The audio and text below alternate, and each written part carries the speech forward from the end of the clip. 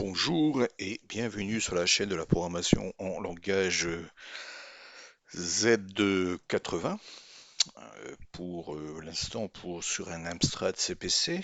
Donc je rappelle brièvement où on en est arrivé, hein. On avait dessiné tout simplement un motif, hein, une boîte, hein, sur l'écran. On avait vu comment calculer la VRAM et notamment comment pouvoir centrer la box sur l'écran.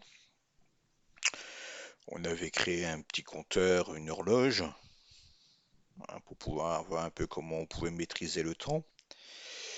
On avait créé une fonte, d'accord. Hein, donc oui, pour revenir sur la VRAM, on avait vu, hein, pour positionner donc en 4E60.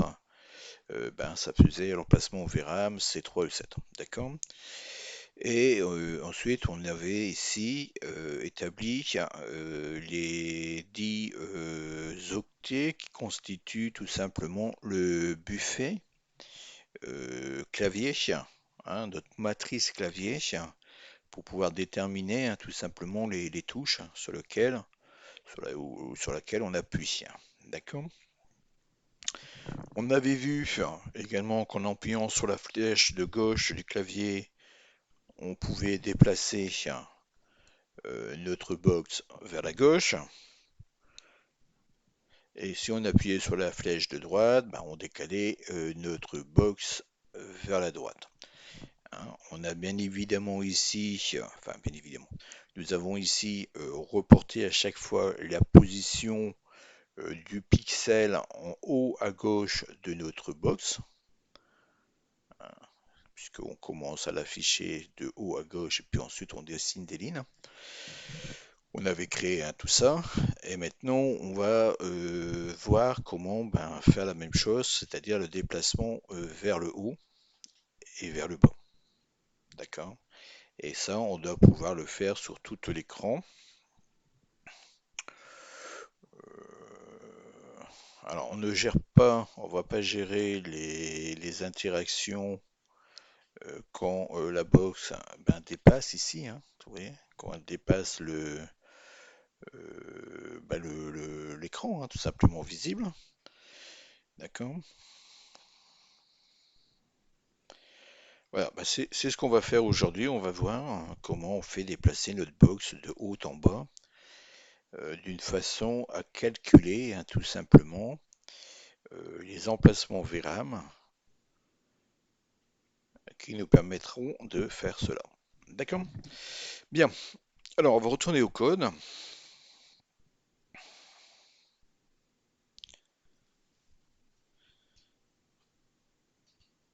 Alors, au niveau du code, hop. Alors, je vais reprendre tout en haut. On va revoir quelque chose, des points, hein, on va revoir un peu les choses. Bon, alors j'ai mis une cartouche, hein, on appelle ça une cartouche, c'est pour expliquer ce que fait le programme ou les caractéristiques du programme. Donc nous, on va travailler sur un 6128, sur un CRTC de type 0. La puce, c'est la 6845S, c'était celle qui était classique dans les Amstrad CPC 6128, si j'ai bien compris. Et on a un microprocesseur qui est un Z80A cadencé à 4 MHz. Hein, donc tout ça, c'est important de savoir sur quoi on travaille et sur quel type de machine on travaille. Sachant que pour l'instant, notre programme pourrait fonctionner également sur un 464, puisque c'est à peu près les mêmes puces qu'on retrouve dans le 464. Donc on avait commencé par insérer des directives RASM. Bon, je ne vais pas retourner dans le fichier rasm.inc. Vous pouvez aller retrouver des vidéos de début, hein, de la chaîne, hein, je dirais, ou de cette playlist, hein, pour retrouver ce qu'il y a dedans. Hein, il n'y a rien de changé.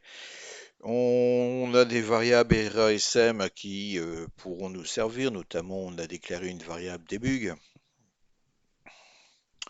Cette variable debug va pouvoir nous permettre de débugger, hein, par exemple, ou d'afficher des choses à l'écran. D'accord. Nous avons ensuite une insertion de différentes macros. hein, les macros système, les macros pour faire du débugage, des macros de fonte, des macros de vidéo, des macros de mémoire et de clavier. Bon, d'accord. Bon, tout ça, on y reviendra éventuellement puisqu'on va revoir tout ça. On a des définitions. Alors, les définitions, c'est des define, hein, donc des constantes. Donc, on a le début de notre programme qui est implanté, enfin, notre code est implanté à l'adresse 80 dans la RAM. On a différentes définitions pour définir la couleur de la box, l'emplacement variable de la box, l'ancienne position de la box. Alors, je vais vous expliquer pourquoi aussi on a des box plus 2, box plus 3, box plus 5, d'accord? Pareil pour l'horloge, d'accord? Donc c'est des équivalences, c'est-à-dire que dans le programme, si je tape box color, et le programme avant de compiler, eh ben, il va me remplacer là où j'ai tapé box color par box plus 2. Hein, d'accord? On va voir ça, hein. Je vais vous expliquer à quoi ça correspond. Hein, ce sont des structures de données, hein. On peut appeler ça une structure de données, hein, tout simplement. Donc j'ai mis ici les implantations mémoire. Hein, donc à partir de l'adresse 0 à l'adresse 3F, on a tout ce qui est emplacement vecteur du système. Alors qu'on appelle l'emplacement du vecteur du système, ben, c'est tout ce qui est IM1, IM2, etc. Hein. Donc d'ailleurs, on a l'IM1 qui a l'emplacement 38 à 3A. D'ailleurs, je vais même le faire comme ça, hein, puisque ça fait partie de... Hop, voilà, ça fait partie du système. Voilà, d'accord? Puisqu'il fait partie des vecteurs système l'IM1, qui va jusque 3A. Ensuite, on a ici à l'adresse 40, on a la plantation c'est des variables système.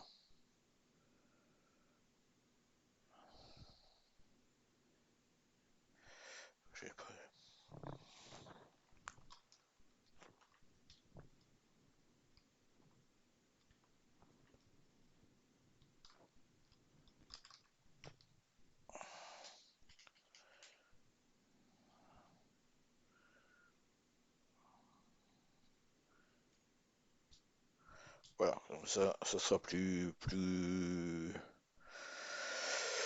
parlant. Hein. D'ailleurs, on va utiliser, puisqu'on utilisera pas le firewall. Hein. Donc, je rappelle que le firewall, qu'est-ce que je raconte, moi? Si c'est ça.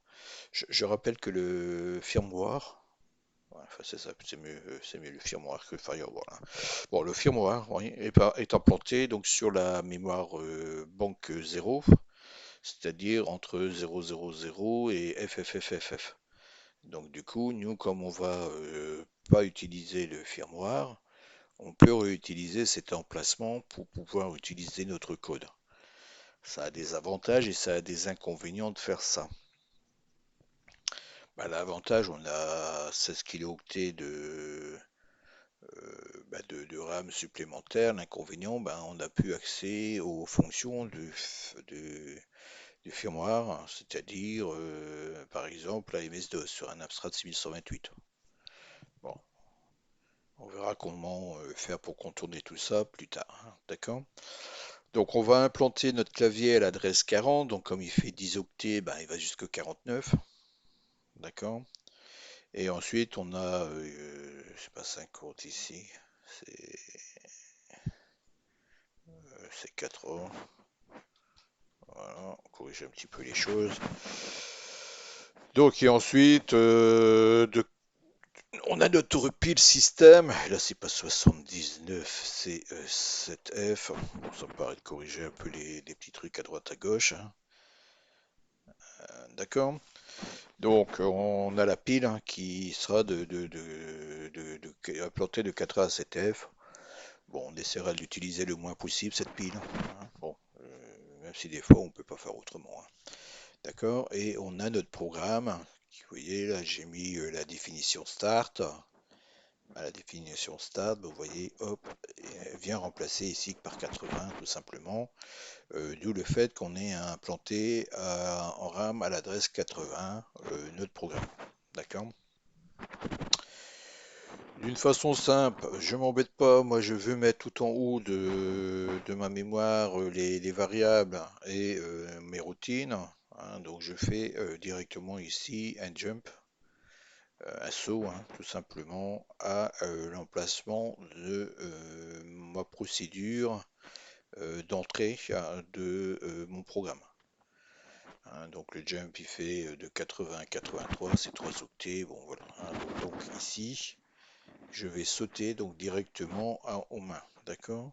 Bon, allez, on verra après ce qu'il y a dans le bain. Je vais déclarer ici mes variables, d'accord? Alors j'aurais pu continuer à en déclarer quelques-unes ici, on pourra le faire éventuellement, mais je ne sais pas la taille que je vais devoir utiliser au niveau de ma pile. Donc pour l'instant, je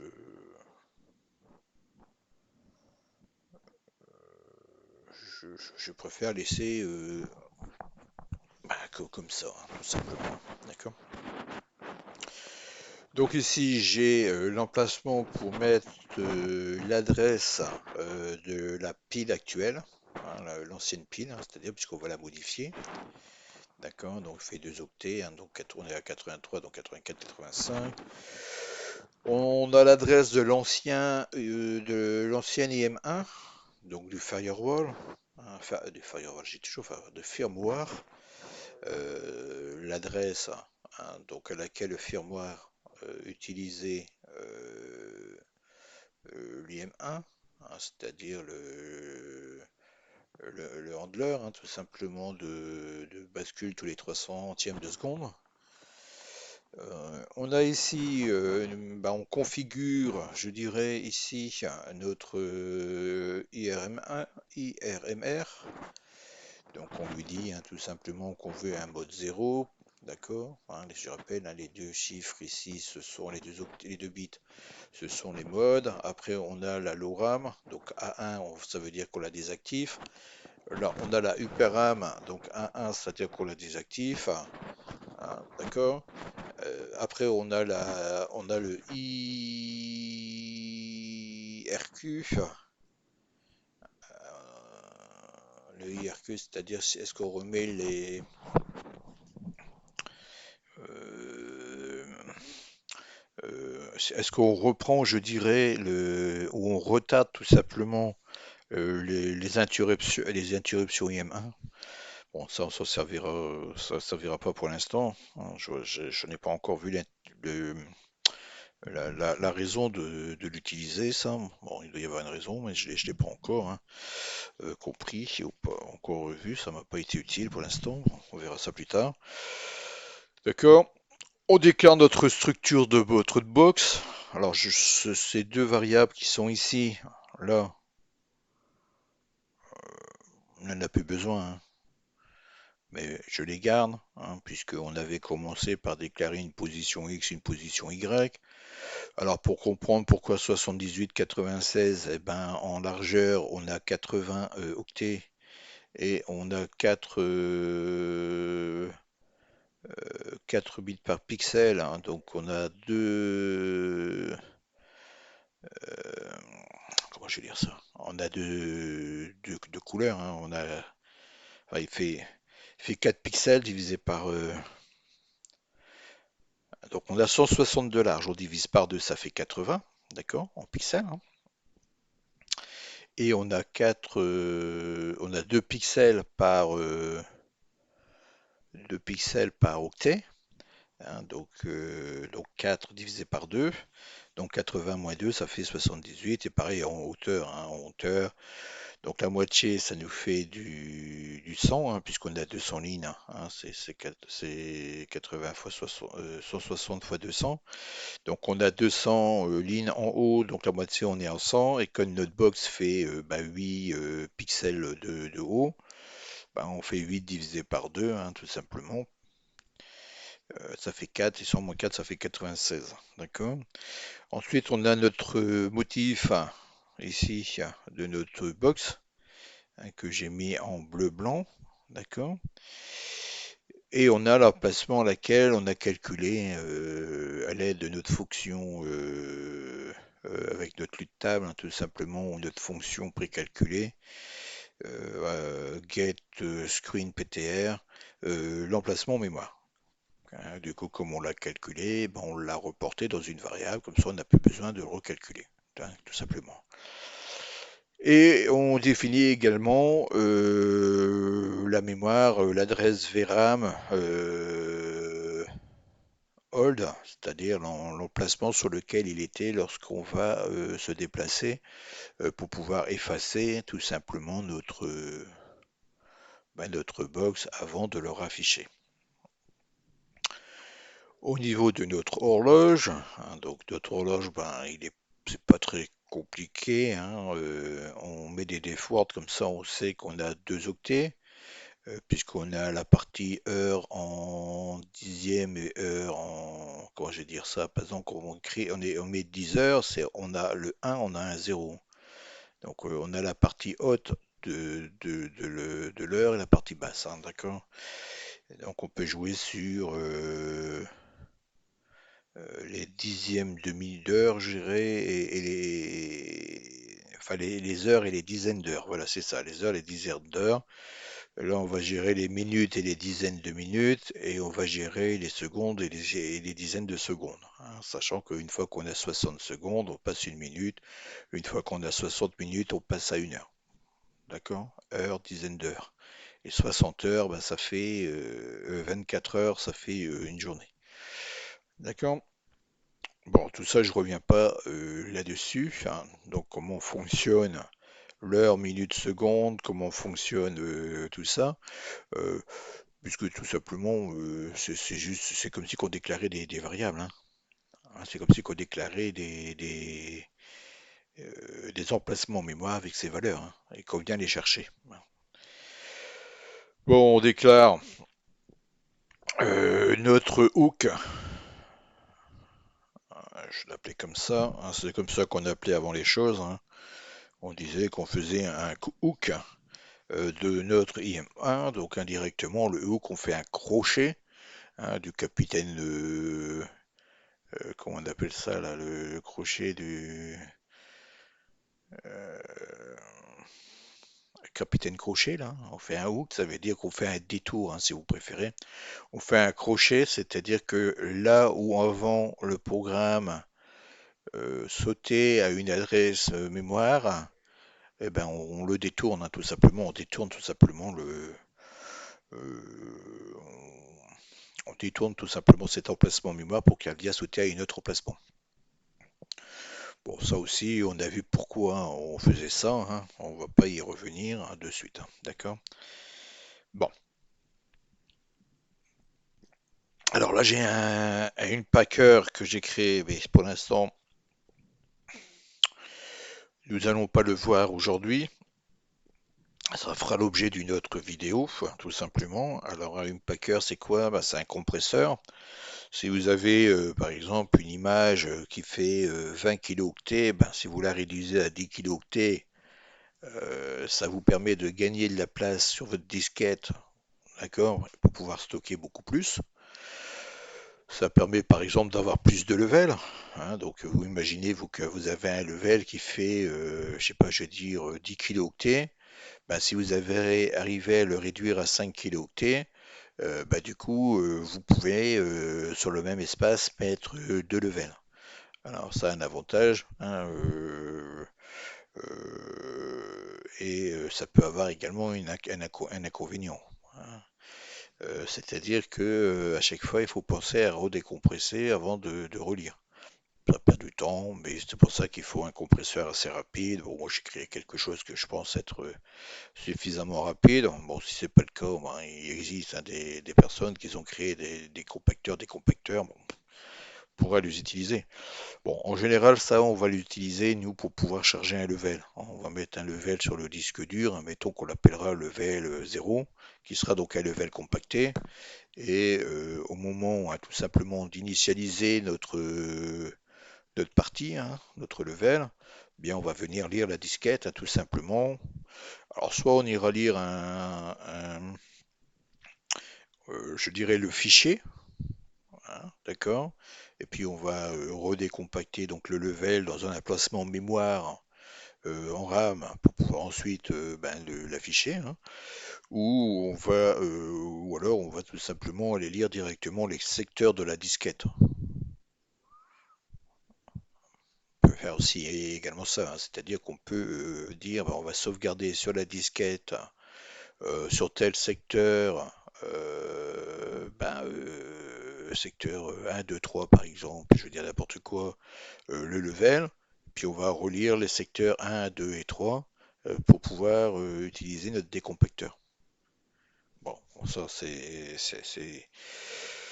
Là j'y vais un petit peu loin pour vous montrer un peu enfin, lire les secteurs 1, le secteur 2, les secteurs 3, prendre les octets qui sont dedans, les décompresser, puis les mettre en RAM. Hein, bon, là, j'avance encore un petit peu puisqu'on n'y est pas encore. Hein, bon, voilà, mais l'idée, il est là, hein, tout simplement. Bon, ensuite, vous avez bah, les subcodes. Hein, donc ça ici, bien évidemment, enfin bien évidemment, ce sont des fonctionnalités. Hein, donc on appelle ça des fonctions. C'est pour ça que vous avez FCT, là, vous voyez, fonction.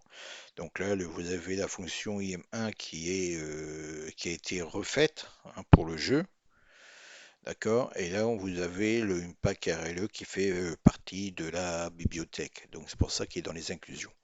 C'est-à-dire que lui, on n'y touche plus. Lui, l'IM1, quand vous créez un jeu, vous allez pouvoir, ou vous allez devoir, peut-être, devoir le remodifier selon ce que vous souhaitez faire comme jeu. D'accord? Bon, et après, on a ici, vous voyez, j'ai recréé ici, enfin j'ai créé, nos différents déplacements de notre box. D'accord? Donc j'ai créé une fonction qui s'appelle boxmove, d'accord, qui se termine ici, et qui tient en son corps, hein, je dirais, les déplacements droite, gauche, haut, bas. Bon, droite, gauche, on l'avait vu, hein, c'était pas très compliqué. Au fait, on vient lire l'emplacement VRAM dans HL, on la sauvegarde dans l'ancien puisqu'on va la modifier, hein, dans l'ancien box VRAM, all box VRAM. On l'incrémente de HL. Alors quand on incrémente de HL, c'est-à-dire qu'on va déplacer de 2 bits, enfin de 2, enfin d'un octet vers la droite, et un octet c'est 2 pixels, hein, donc de 2 pixels vers la droite. Et je viens sauter à ApplyBox, c'est-à-dire je viens sauter ici, faire la mise à jour, hein, donc je mets à jour dans Box VRAM.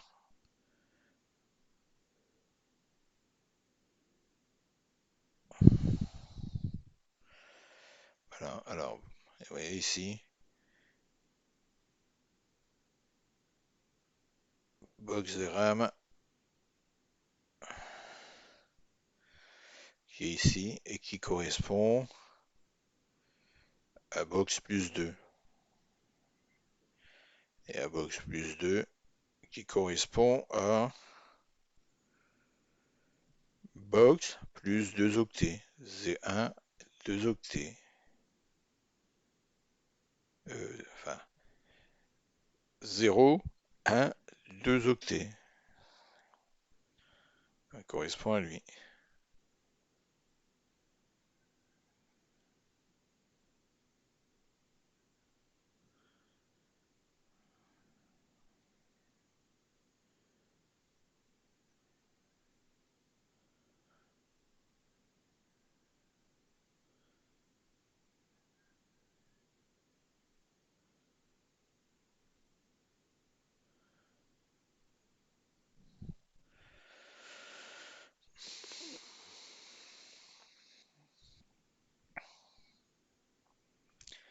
Alors, et comme on était sur Box VRAM, bah, c'est plus 3.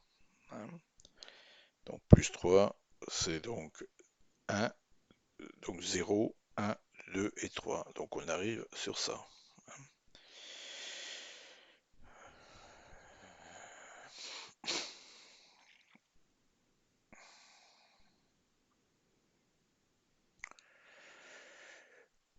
Pour la gauche, c'est pareil, hein, je viens relire le box VRAM. Alors, remarquez que je ne gère pas les diagonales, hein, c'est-à-dire que je peux aller à droite, à gauche, en haut, à droite, mais je ne peux pas aller à la diagonale, hein. Si j'appuie les flèches gauche et droite, gauche et haut par exemple, ou droite et haut par exemple, je ne vais pas en diagonale, puisque je ne fais que détecter si on est à droite, j'applique la droite et je ne fais pas le reste, hein.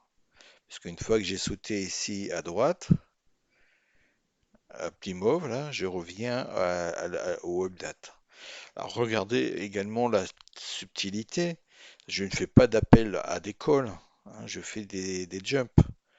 C'est-à-dire que là, ici, j'utilise pas la pile, hein, si vous préférez, hein. Donc ici, je saute à Applybox et qui lui vient sauter à à mon update, à la fin de mon update, hein. C'est-à-dire que lui vient ressauter ici. Non, il est en plus bas, mon update ici, voilà. Il vient sauter à la fin de mon update, hein. C'est-à-dire que ici, une fois que j'ai cliqué sur la flèche de droite, je viens sauter, hein, à la fin ici. C'est-à-dire que je ne traite pas cela. D'accord?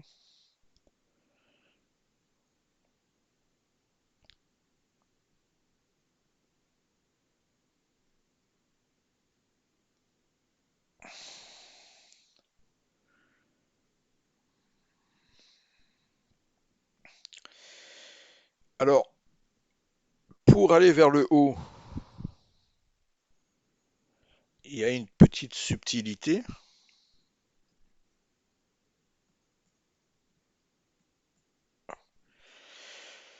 Puisque comme je vais vers la droite, je bouge vers la droite de 2 pixels ou d'un octet, je dois également compenser cela en hauteur. En hauteur, je dessine ligne par ligne, hein. Je dessine pas deux lignes par deux lignes.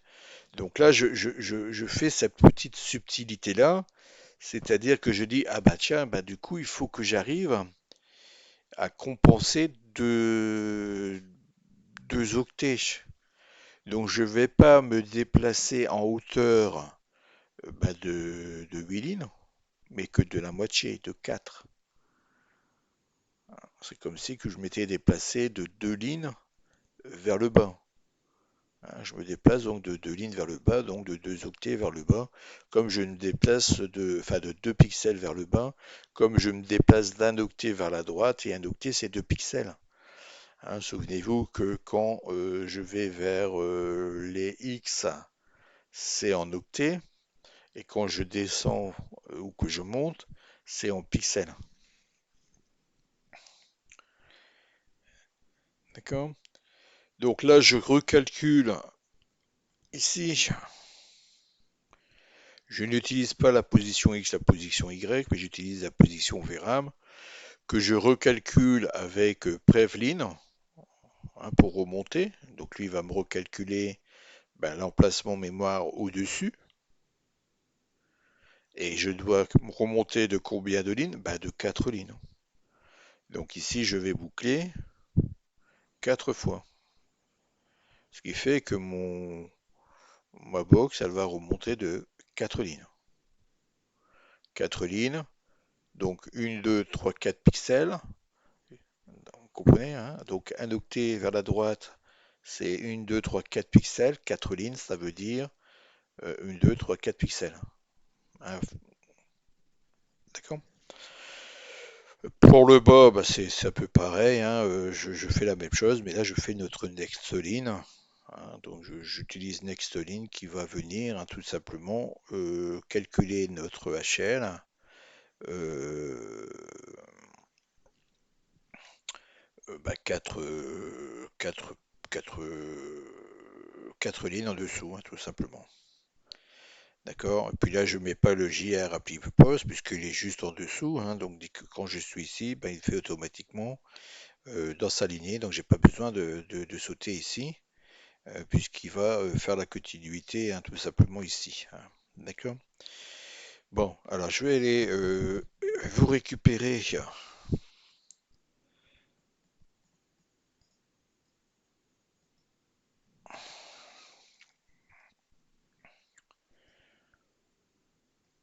dans le gateway.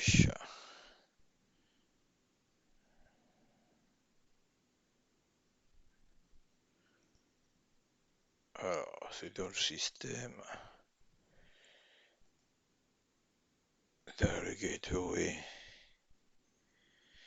Alors, on a le next line.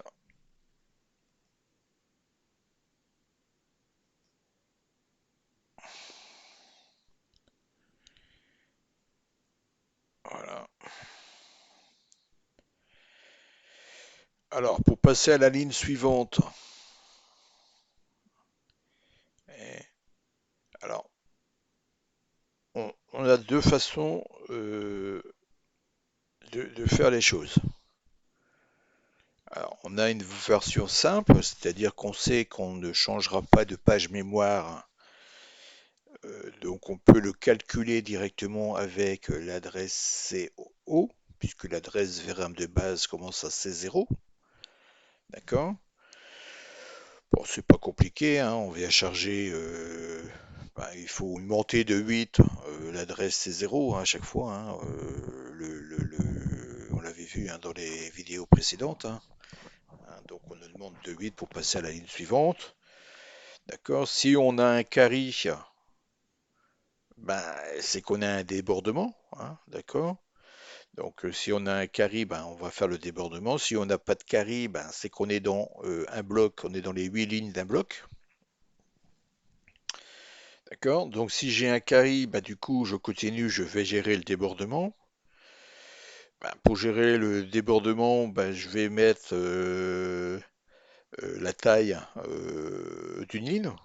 D'accord, que je vais ajouter. Hein, donc je vais mettre la valeur de L, c'est-à-dire de X, dans A, que je lui rajoute sur une colonne. Bon, par défaut, c'est 80, donc 50 en hexadécimal, d'accord. Et je viens le rajouter dans L, ce qui fait que je suis passé euh, à la ligne suivante, hein, tout simplement, hein, du bloc. Et je dois ajuster pour que mon C0, hein, puisque là, quand j'ai un débordement, c'est que j'ai sauté le bloc, hein. Hein, je suis passé au bloc au-dessous, donc il faut que je réajuste du coup le C0. Hein, et on avait vu que pour pouvoir ajuster, on doit rajouter C0,50. Hein, vous vous souvenez dans les vidéos précédentes. Hein, donc rajouter C050 à HL, ça revient donc du coup à ajouter HL à H C0. Par contre, une chose qui est importante, c'est qu'il faut qu'on gère le carry, c'est-à-dire le débordement, hein, puisqu'on a, on a débordé, donc on gère le carry pour qu'il passe à, quand il était à C8, ben, qu'il passe à C0,50, et puis, enfin, pour qu'il passe juste en dessous, quoi, vous l'avez compris, quoi, hein. Hein, donc là, je rajoute ces zéros, d'accord? Et je vais donc corriger le banking vidéo, alors c'est-à-dire la banque mémoire. Si je dois descendre, il doit être à C8, hein. Donc là, si je suis à C0, j'arrive à C0 quelque chose et je le recalcule hein, tout simplement pour que le H soit bien à la bonne valeur de ma banque.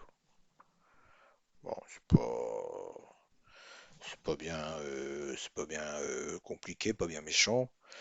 Par contre, cette fonction-là, qui est la plus rapide, hein, d'accord, ne fonctionne que si on est dans l'adresse mémoire VRAM C0. D'accord? Hein, donc si, en mettons, on jouait un double buffet en 8000, ça ne fonctionnera pas parce que lui vient me rajouter euh, euh, euh,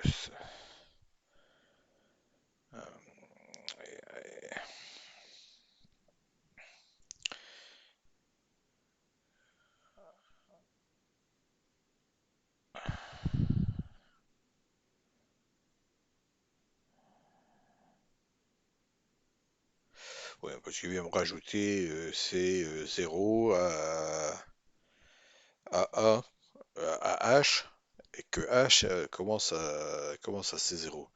Ouais, je suis plus sûr de ça, mais bon, il me semble que oui, hein, je crois que c'est ça.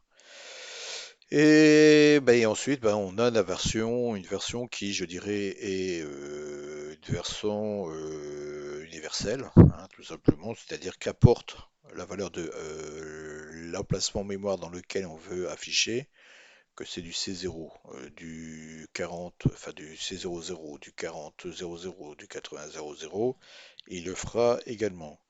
Donc là, on commence par la même chose, d'accord? Par contre, on va gérer tout simplement le débordement du fait qu'on a on est descendu de 8 fois 7 in, hein, de 0 à 7, hein, donc 0, quand on descend une in, ça fait 0, donc on est à 0, donc 8, 16, 32, 8, 16, 24, 32, 40, 48 et 56. D'accord? Donc on a fait le 7, on est descendu de cette ligne. Donc on va juste tester si on est passé en au-dessous des 56 lignes, hein, si on est à zéro. C'est-à-dire que si le H a atteint tout simplement ou a débordé, hein, tout simplement, hein, du coup, on va sauter à la fin. C'est-à-dire que là, si on n'est pas à zéro, si on n'a pas débordé, on saute à la fin. On n'a pas besoin, on est dans le bloc.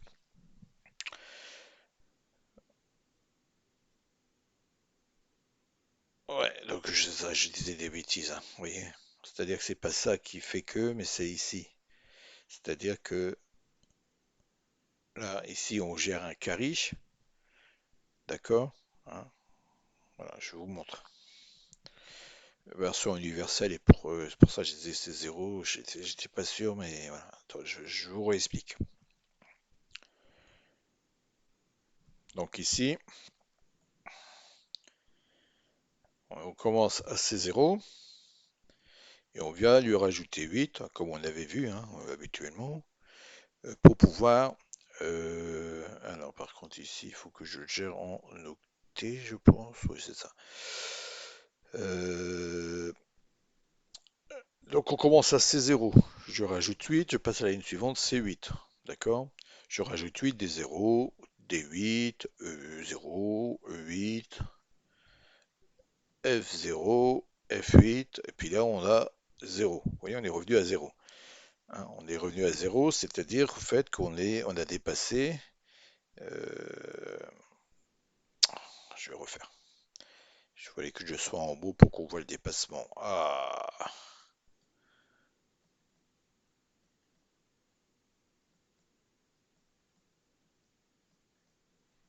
donc c'est 0, des 0, des 8, E0, F0, F8. Et là, vous voyez, je dépasse. C'est-à-dire que j'ai un carry aussi, hein, donc, parce que moi, je gère qu'un octet. Donc là, ici, si vous préférez, quand je suis revenu à 0,0 ici, le chiffre qui est le carry qui est là, il a été mis dans une adresse dans le carry fly, à lever un drapeau. D'accord? Donc là, je gère par le carry. C'est-à-dire, si je n'ai pas de carry, ben, je suis dans le bloc de mes 8 lignes. Si j'ai un carry, ben, du coup, je dois gérer le débordement. La version universelle, lui, ben, elle est où ma version universelle? Elle est ici.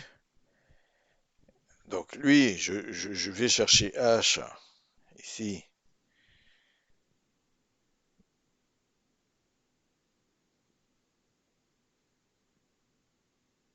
Allez, j'arrive pas à le bouger. Ah, voilà. Voilà. Donc je fais un test en 38, c'est-à-dire que je vais tester, puisque je vais descendre de 0 à 7 fois, enfin de 8 lignes, bah, de 7 fois 8. 0, 1, 2, 3, 4, 5, 6, 7, ça fait 8, hein. hein, de 8 lignes, hein. Donc si je fais 7 fois 8, ça fait 56. Et 56 en hexadécimal, ça fait 38. D'accord, on est d'accord. Voilà. Donc si je suis à 56,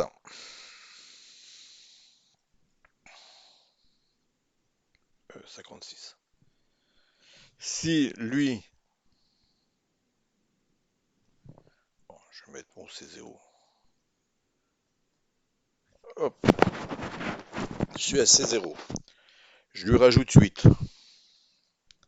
Je suis descendu d'une ligne. Je fais mon AND 38.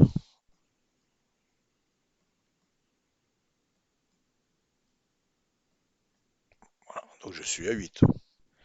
D'accord? Maintenant, si je fais mon C8,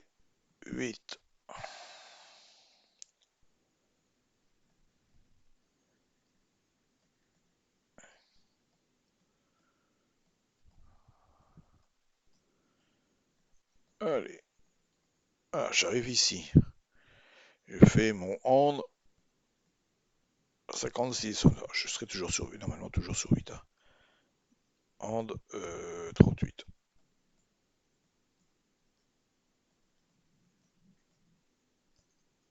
Là, je suis à 38. Donc maintenant, si je fais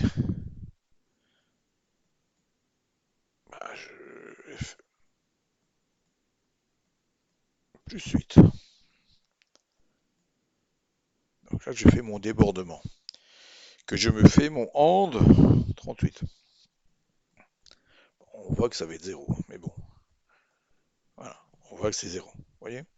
Et donc je peux également, ici, je jump sinon 0. C'est-à-dire tant que lui n'est pas 0, bah je dis que je suis dans mon bloc. Moi. Une fois que lui a fait le tour et qu'il est arrivé à 0, eh ben, mon AND 38 va me donner le 0, puisque j'ai bien enfin, tous des zéros avec des 1, mais sur 38, donc je teste. Hein. D'accord? Puis après, je refais mon ajustement. Hein, je réajoute 80 et je refais mon ajustement classique. La seule différence, c'est que là, ici, je ne suis plus, moi, j'ai été bloqué par la gestion d'un carry d'une autre mémoire. Je m'explique. Admettons maintenant, je n'implante plus en C000, mais que j'implante à 4000. À partir de la placement de la banque de la banque de la banque 1. Non, de la banque 2. Non, de 0 à 3F de la banque 1. C'est-à-dire je vais mettre un buffet, je vais écrire tout ce que je vais mettre en vidéo dans ma banque à partir de l'adresse 4000 et ensuite je vais tout copier dans la mémoire pour éviter du flicking. On verra ce que c'est plus tard. Ben, si je fais 40 ici en hexadécimal, d'accord, que je lui rajoute 8 parce qu'il faut passer à la ligne suivante, bon, ben, on va voir qu'on a un problème, hein, parce que oui, ouais, vous comprenez le problème, c'est que là ici, ben j'ai plus 8 lignes. Hein, avant de faire mon carry, ben, j'ai beaucoup plus de lignes. Voilà. Vous comprenez le problème, hein. Et là, on est arrivé à C0. Bon, voilà. Donc, le souci, c'est que si je dois implanter la mémoire 40, ben, ma fonction n'est plus universelle dans le sens où je n'ai plus 8 lignes par bloc. J'ai beaucoup plus. Ou j'aurai plus. Voilà. Donc, c'est pour ça que je dois calculer sur une base de 8 lignes. Bon, d'accord? Bon, ça, on avait déjà vu. Là, c'est une façon, je dirais, universelle de le faire, avec des petites optimisations pour ne plus gérer un registre 16 bits pour rajouter ces 0,50. Hein, on rajoute le 50 dans L, on rajoute le C0 dans H et on lui rajoute le carry.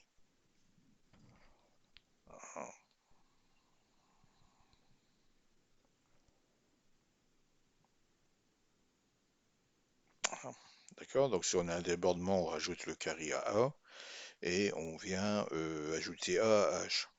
Voilà.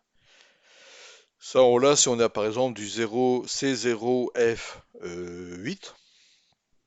Ben, si on rajoute, on se déplace d'une case à droite hein, d'un bloc, ben, on devrait avoir du C1 0, 0. Donc on passe à 0, donc on lui rajoute le C0, d'accord? Mais comme on a débordé, on a un carré, donc on lui rajoute le carré, donc ça fait du C1 0, 0. Bon, ça c'est le Nestolin, d'accord? Et ensuite on a notre prévioline.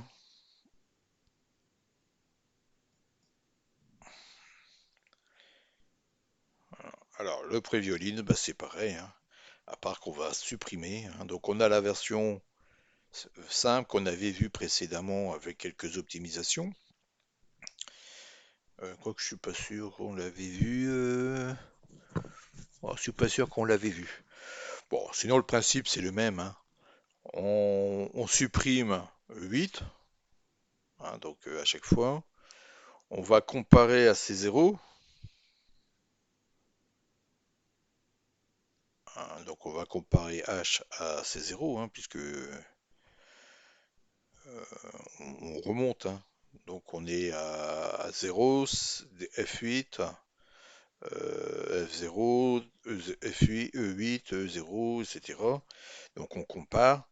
Tant que on n'a pas le carry, hein, enfin tant que si on n'a pas de carry, bah, c'est qu'on est dans le bloc, hein, tout simplement.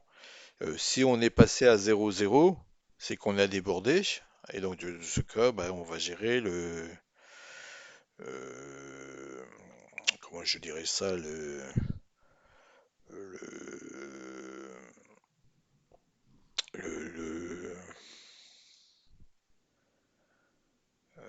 bah, le débordement, enfin on va le changement de bloc. Voilà, c'est ça.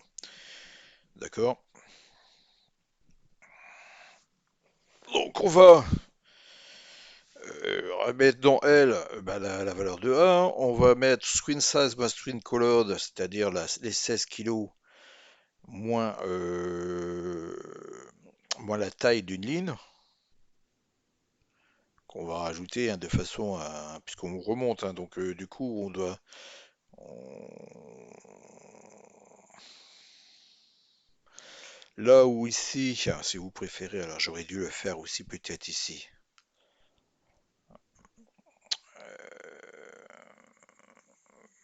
J'aurais dû peut-être le faire ici aussi parce que ça dépendra aussi de la taille.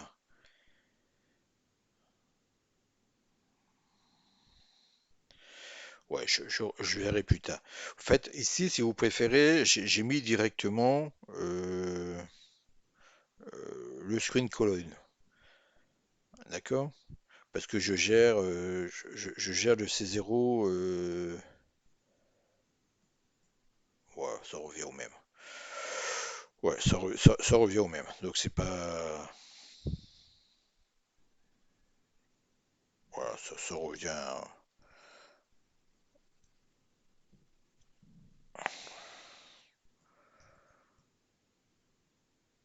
Ouais, peut-être que j'aurais peut-être.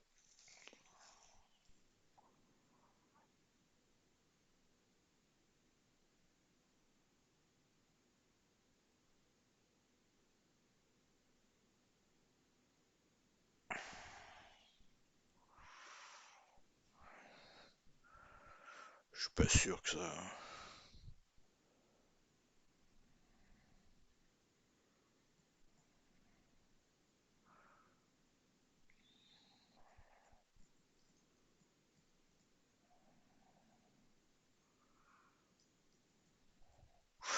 Ouais, c'est pas grave. Ouais, c'est pas. Bon, c'est pas très. En fait, là où j'ajoute ici, si vous préférez,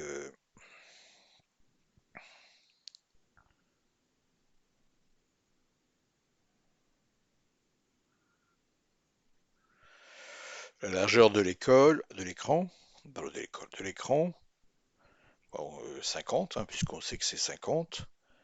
Bah, là, je le calcule au fait. Je dis c'est la taille de l'écran moins le screen colon, puisque comme on doit remonter d'une ligne, bah, il faut que je calcule bah, tous les lignes qui sont en dessous, plus comment je vais dire ça? Bah, je commence à la bas, à la fin de mon écran, si vous préférez, moins les 50 que je viens rajouter à elle. Ouais, je sais pas si c'est très clair ce que je dis. Bon, enfin bref, je repositionne X tout simplement par rapport au nombre de lignes. Donc là, ça serait plus ces 0, mais euh, je sais même plus BF, je crois. Ah, c'est 16 000.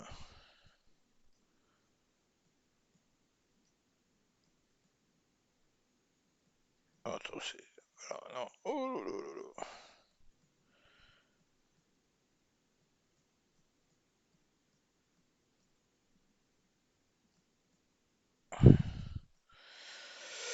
Voilà, moins 50 en hexadécimal, hein.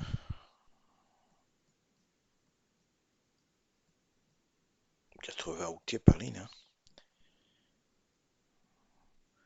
Ah,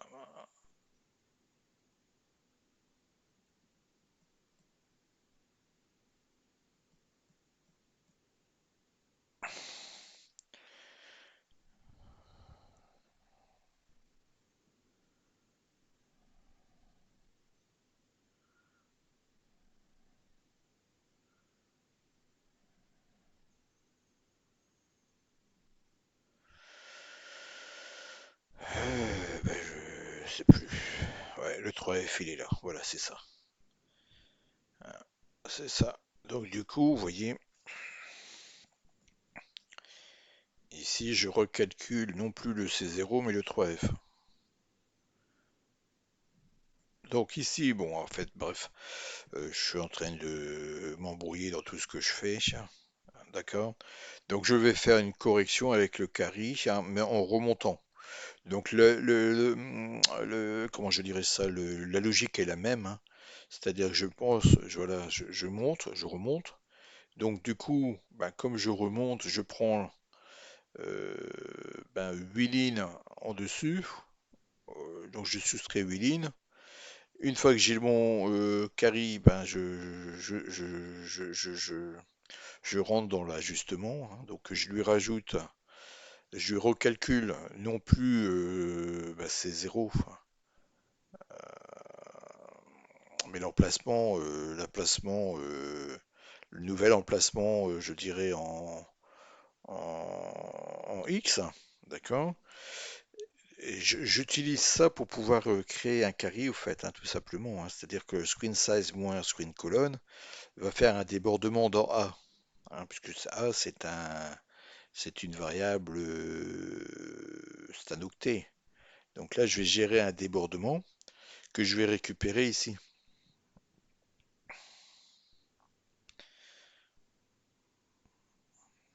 hein, qu'on vient de voir, hein. C'est-à-dire que quand on déborde, quand je fais cette opération-là, je tombe sur 3F. C'est-à-dire que comme bah, du coup, je dois lui rajouter 3F puisque j'ai déjà géré ici le débordement, puisque je sais que je change de bloc, hein. Ce sont des petites optimisations qui vont nous simplifier, enfin, qui simplifient un peu la vie, hein, si vous préférez. Hein, je lui rajoute la taille de l'écran plus ma taille de machin, là, la taille d'une ligne, ce qui va générer donc un débordement. Donc j'aurai toujours ici mon L qui sera égal à mon X, hein. Hein, si j'avais par exemple été à C0, 10, j'aurais toujours 10, d'accord? Mais j'ai levé un carry. Et ce carry-là, ben, je viens le rajouter hein, ici. C'est-à-dire que maintenant, je sais que moi, il faut que je rajoute F7. F7, F7, non, 3F. Il faut que je rajoute 3F, plus ma retenue qui est calculée au-dessus ici, dans H, pour avoir ma bonne position quand je remonte. Ça, c'est ma version optimale, je dirais, pour uniquement l'adresse C0 qui ne marche pas, bien évidemment, puisqu'on gère un carré ici. Et donc, du coup, le problème, c'est que si l'emplacement mémoire n'est pas est différent de C0, comme on a vu pour le Nesteline, eh ben, ça va planter, hein, tout simplement. Et donc, j'ai donc ma version universelle qui est ici, hein. Pareil, hein, donc on va nous ici gérer. Alors là, j'ai un AND 38 pour les 7 fois 56. Comme le AND bah, ne lève pas de flag, je suis obligé de le comparer à 38. Hein, donc si j'ai le A, voilà, et je compare en 38. Donc du coup, si la comparaison bah, donne 0, c'est que j'ai débordé. Si la comparaison donne autre chose que 0, ben je peux sortir, hein. D'accord? Donc le hand ici ne va pas lever de flag. Donc je suis obligé de faire une comparaison. C'est comme ça. Après le principe c'est le même, hein. Voilà, le reste il reste pareil. La seule différence c'est de pouvoir calculer le nombre de lignes qu'on a remonté, hein. Et nous on veut qu'on ait remonté de 8 lignes. Voilà. Une fois qu'on a passé 8 lignes dans un bloc, eh ben, on sait qu'on est passé dans le bloc supérieur.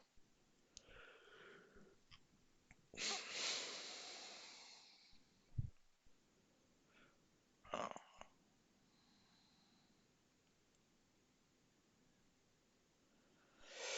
Ok, bon, j'espère que ça c'est compris plus ou moins. Bon, après vous pouvez réutiliser ces fonctions comme telles, hein, je dirais, sans forcément les comprendre de suite.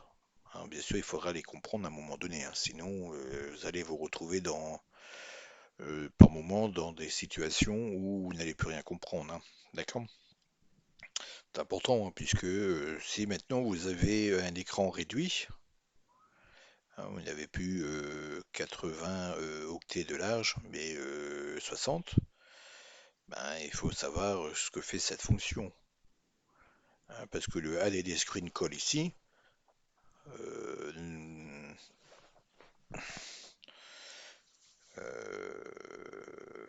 enfin pas ça, c'est ici, là, ah, ça, ici, là, le screen size moins screen call, si votre écran est fort réduit, ne lèvera peut-être plus de carré, hein. Oh bye, oh bye, oh bye. D'accord? Bon, enfin bref. Ok. Alors ensuite, ensuite on a notre main, hein, notre main qui est ici, qui rentre dans notre programme, hein, donc de départ, hein, je rappelle, hein, normalement ça sous ça c'est toute nos déclarations de fonction, hein. On rentre dans notre main, on initialise le système. Alors je vais vous montrer l'initialisation du système.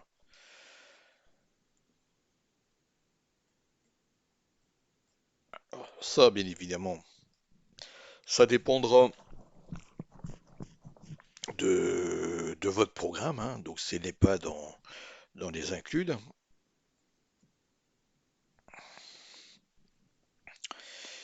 Alors, que fait l'initialisation du système? Ben, on va disable ou désactiver les interruptions pour pas être embêté avec l'IM1. On va venir stocker la pile à l'emplacement org stack, c'est-à-dire ici, hein, on vient sauver l'emplacement de la pile actuelle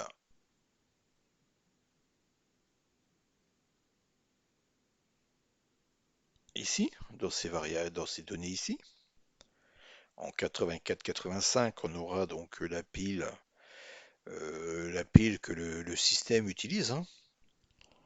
Alors, n'oubliez pas que c'est du Little Endian, c'est-à-dire que les octets sont inversés, hein. D'accord? Donc, et on va donc nous définir notre pile à l'emplacement de start. Hein, donc c'est un LD, SP start hein, si vous préférez, mais bon, je l'ai mis comme ça pour dire de faire une fonction d'initialisation de la pile.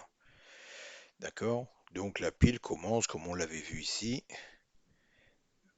euh, commence par le bas, hein, c'est-à-dire par l'emplacement qui est ici. Alors je l'ai mis où?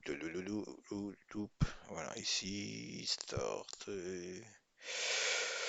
Voilà, il commence par le bas, hein, donc il commence à 7F et il remonte. D'accord?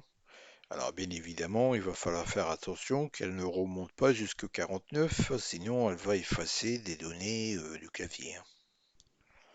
D'accord? Bon, alors après, on vient faire notre hook. Donc on vient sauvegarder pareil l'IM1 d'origine. Hein, d'accord? On stocke la pile d'origine dans la variable origin stack. On fait pareil, on vient stocker l'emplacement de l'interruption IM1 dans la variable enfin dans les octets de org IM1. D'accord? Et ensuite on fait notre hook. Hein, tout simplement, on va mettre en 0039 l'adresse de IM1, si vous préférez. Hein. D'accord? J'initialise le gateway.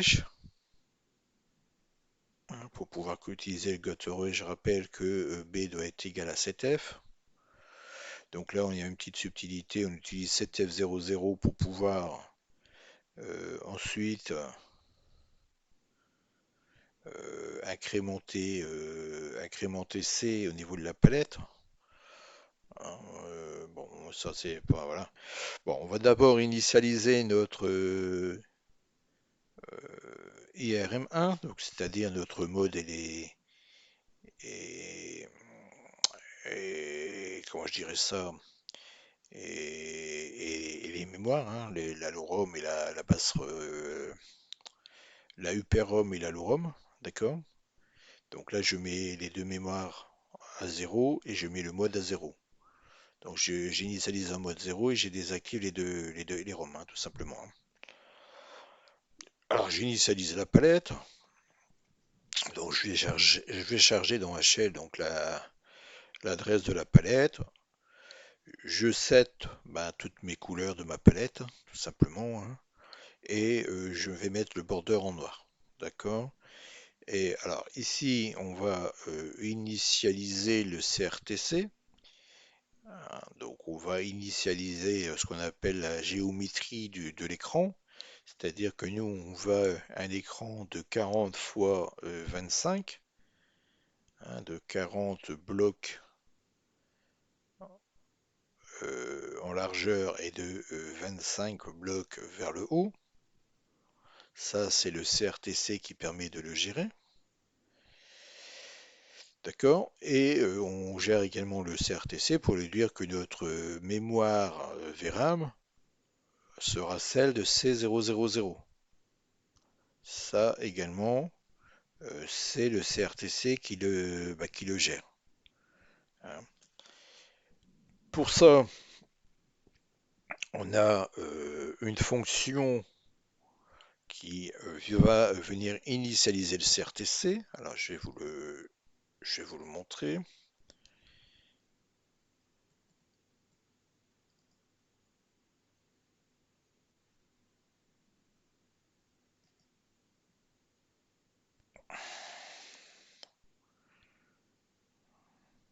Enfin, une fonction, c'est pas une fonction, c'est une macro.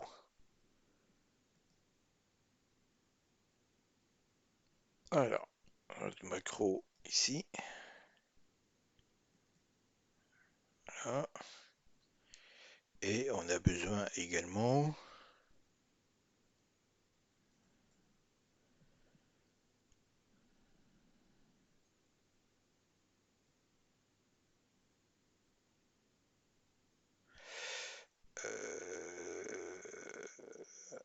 je l'ai mis dans ces inclus. Ah, là par contre, non. Bon, c'est pas grave. Pas grave. Je l'ai mis dans les includes, mais il ne devrait pas être dans les includes parce que c'est propre au jeu. La CRTC table ici, je l'ai inclus.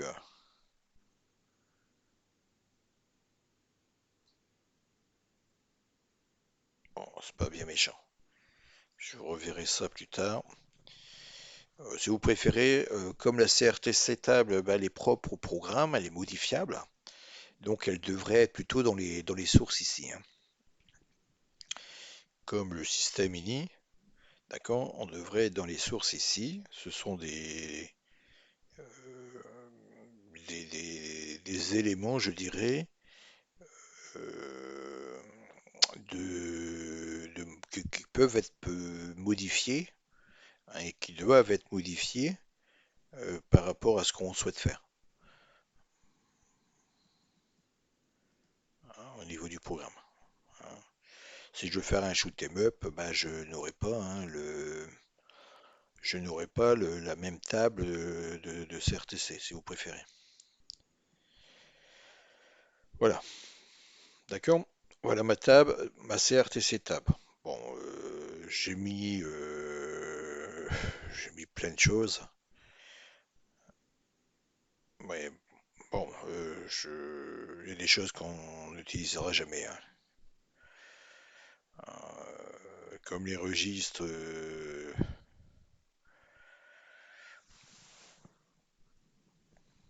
11 et 12, oui. L'adresse soit du curseur, base du curseur, le stylet optique, là. Bon, je les ai mis parce que ça fait partie de la documentation du CRTC, hein. Et je vous invite d'ailleurs à récupérer sur Internet le consortium du CRTC qui va vous apprendre plein de choses, hein. D'accord? Donc, qu'est-ce que c'est le CRTC?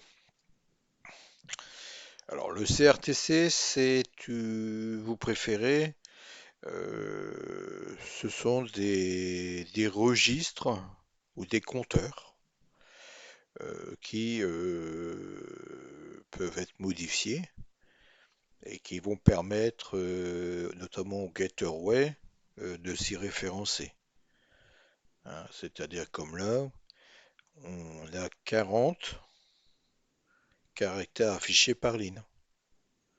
Un caractère, c'est un bloc de 8 pixels sur 8. Ah, vous voyez, quand on va dans le mode graphique de notre émulateur, on a des petites cases. Eh ben, c'est une case, un caractère.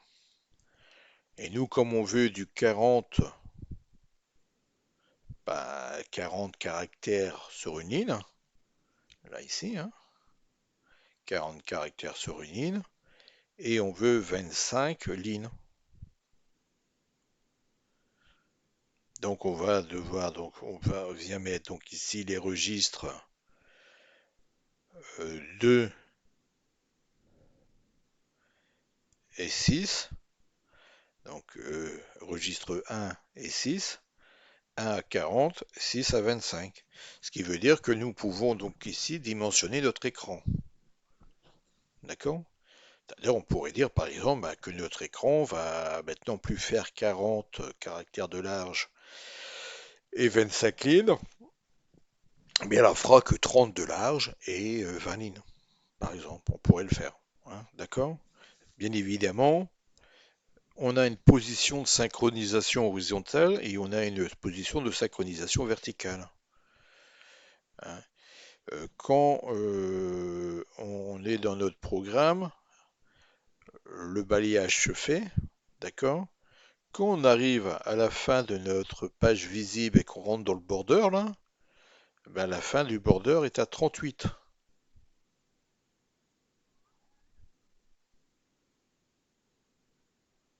38. Qu'est-ce que je raconte? Vertical, ici, il est à 30. Voilà. Donc on a 25 petits blocs et on a 1, 2, 3, 4, 5 blocs pour qu'il lance bah, pour qu'il mette tout simplement le bit à 0 à 1 de notre détection de notre VBL. Je sais pas si on a monté le niveau hein, quand même. Bon, hein. Alors, pour souvenir,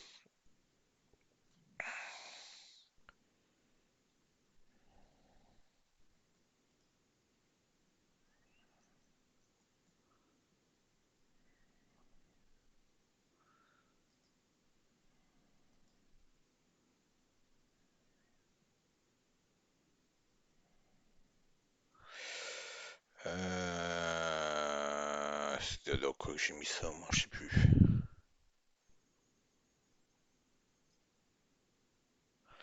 Ah, c'est dans le PPI. Ouais, c'est dans le PPI qui détecte la synchronisation.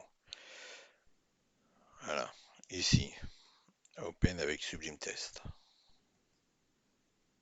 Vous voyez que ici, on vient tester le bit 0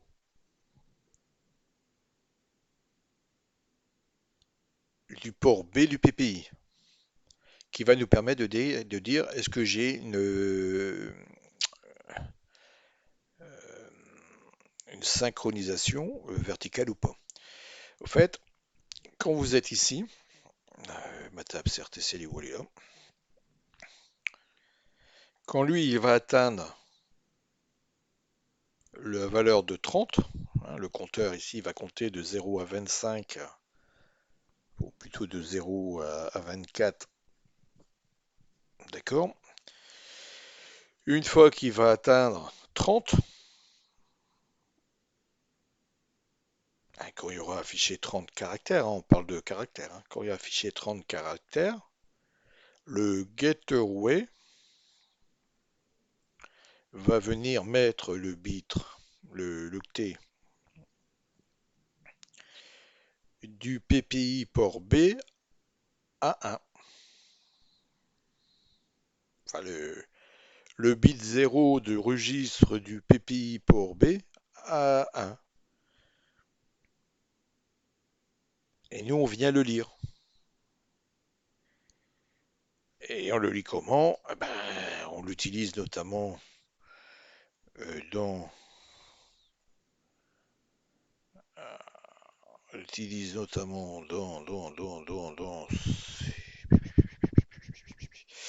C'était dans le PSG pour lire notre clavier. Non, non, non, non, non, non, non, non, non, non, non, non. Ah, c'est dans notre hook, oui, dans notre hook, parce que c'est notre hook qui fait notre lecture.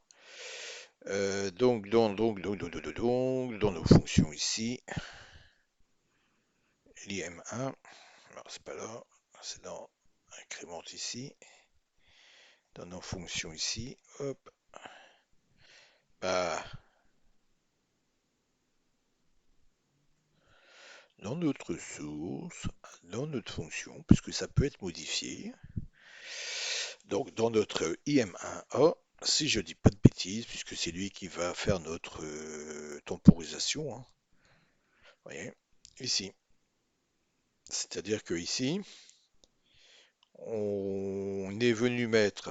Attendez, je vais refermer des trucs parce que là il y a tellement de choses d'ouvert qu'on va plus s'y retrouver.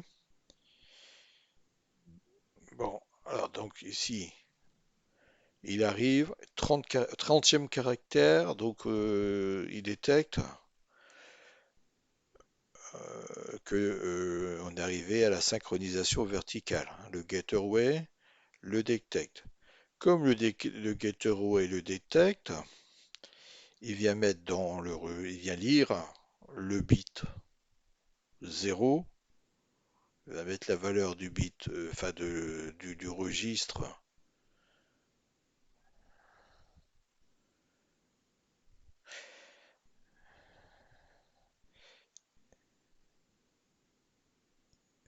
Alors, il vient lire plutôt le port, le PPI port B, l'octet, hein, dans le registre A.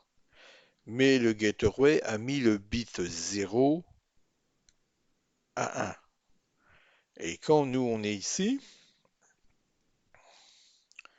donc on sait que le bit 0 Une fois qu'il a fait, là, il tourne, hein. Donc une fois que le bit est à 1, on fait un décalage de rotation de bit de 1 pour pouvoir décaler, comment je vais dire ça? Parce que quand on fait un décalage de bits avec un RCA, on vient mettre tout simplement le bit 0 dans le carry. Donc si 0, le bit 0 de 1, enfin je sais pas comment l'expliquer, hein, du VBL, si le bit 0 du VBL il décale d'un rang dans le carry, il est à 0, il est à 0, c'est-à-dire qu'il n'y a pas de, il y a pas de carry, hein. Et s'il est à 1, donc du coup c'est qu'il y a un carry, et donc du coup je vais pouvoir donc sauter, c'est-à-dire qu'il a fait, hein, tout simplement, euh, s'il y a un carry, hein, c'est qu'il a fait, il a fait un balayage d'écran, hein. Donc s'il a fait un balayage d'écran, je vais pouvoir sauter à la fin ici. Euh, S'il a fait un carry, du coup je ne saute pas, je vais mettre, je vais réinitialiser le vecteur IM1 sur IM1B. Et comme j'ai fait 50 Hz, donc du coup je peux mettre mon frame counter à 1. J'incrémente mon compteur. D'accord? Enfin, ça on l'avait déjà vu dans une autre vidéo. Euh,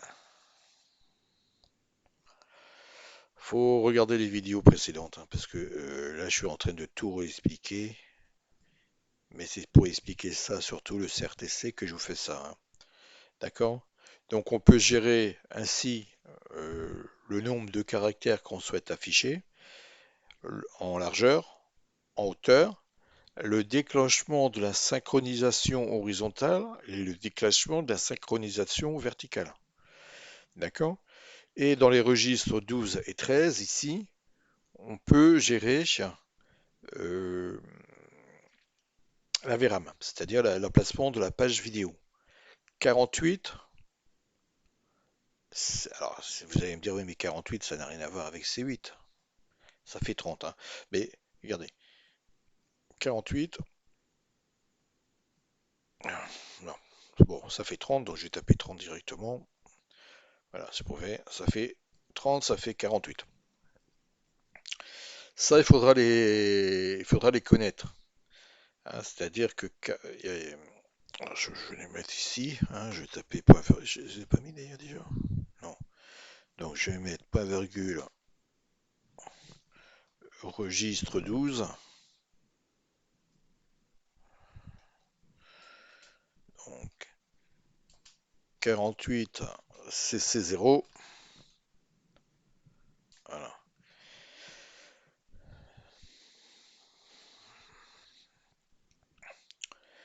Bon, après les autres, je les ai pas de tête, il faut que je regarde la documentation, hein. 48 CC0 si vous préférez. Et R13, c'est l'adresse de base de début d'affichage, mais c'est le point faible, hein, si vous préférez, hein. Donc c'est 000. D'accord? Voilà, en fait, à quoi sert ce CRTC? C'est des compteurs. Voyez-le comme des compteurs qui permet ensuite au gateway de s'y adapter. Alors vous allez me dire, oui, mais bon, à part modifier la largeur, la hauteur et la synchronisation, ça sert à quoi? Ça permet de faire un scrolling, ça permet de faire des effets, ça permet de faire du double buffering, hein, ça permet de faire pas mal de choses, hein, tout simplement, hein. Et ça, c'est juste sur des compteurs, alors c'est juste jouer sur des compteurs, hein. Si, admettons ici, je vais décaler la position de synchronisation horizontale. Si je l'avance de 1, à chaque fois, mon écran, il décale comme ça. Donc je pourrais faire un scrolling horizontal ou un scrolling vertical avec ces registres-là. avec le registre 7 et pour le vertical et le registre 2 pour le registre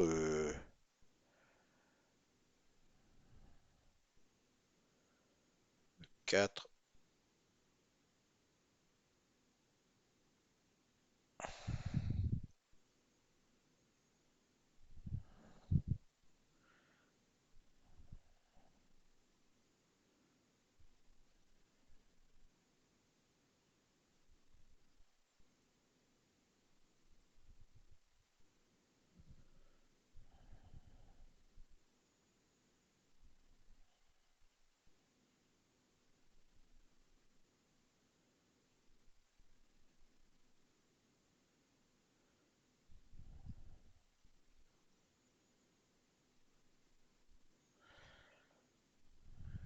Justement, enfin vertical fan line.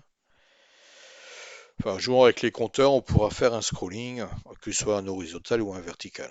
Hein, donc pour l'instant, ça c'est le CRC. Ah si, je sais pourquoi je l'avais mis dans. Ouais, c'est parce que ça c'est le CRTC de base. Hein. Ça c'est tous les registres hein, du CRTC mais de base. D'accord? Donc bien évidemment, là il va falloir rebasculer ça dans le répertoire ici, là, dans le répertoire source, ouais, dans source, ici, hein, donc il y aura un duplicateur parce que donc on aura dans les inclus notre CRT sub, mais on doit l'avoir ici. Hein, parce que ici, au fait, si vous préférez, ici c'est notre, bah, ça sera notre programme. Hein, d'accord? C'est là qu'il y aura tout notre code de notre jeu. Et ensuite, ici, il y aura toutes nos fonctionnalités programmées qui pourraient être utilisées. Nos librairies, hein, tout ça, on peut considérer ça comme étant une librairie hein, dans les fonctions et les inclusions pour pouvoir être réutilisées. D'accord? Bon. Ensuite, j'en étais où moi? Dans le système ini, oui. Oui, donc du coup, lui, il va changer hein, donc du coup tous les registres hein, pour faire du 40 x 25. Dans notre cas ici, pour l'instant, ce n'est même pas une obligation, puisque par défaut, c'est du 40 x 25 avec les bonnes synchronisations. Mais bon, hein, on peut le laisser. Hein. On réactive les interruptions. Donc là, je dis je vais utiliser l'IM1, donc l'IRQ1, et je réactive les interruptions. Donc tous les 360 secondes, maintenant, il va venir me lancer l'IMM1. Et dans l'IM1A, une fois qu'il a fait 50 Hz, hein, 50 balayages, il passe à IM1B. D'accord? Et à un moment donné, dans mes différents IM machins, hein, il faut que j'attende l'IM1C, si je dis pas de bêtises. Voilà, c'est l'IM1C ici qui vient lire mon clavier. Ce qui veut dire que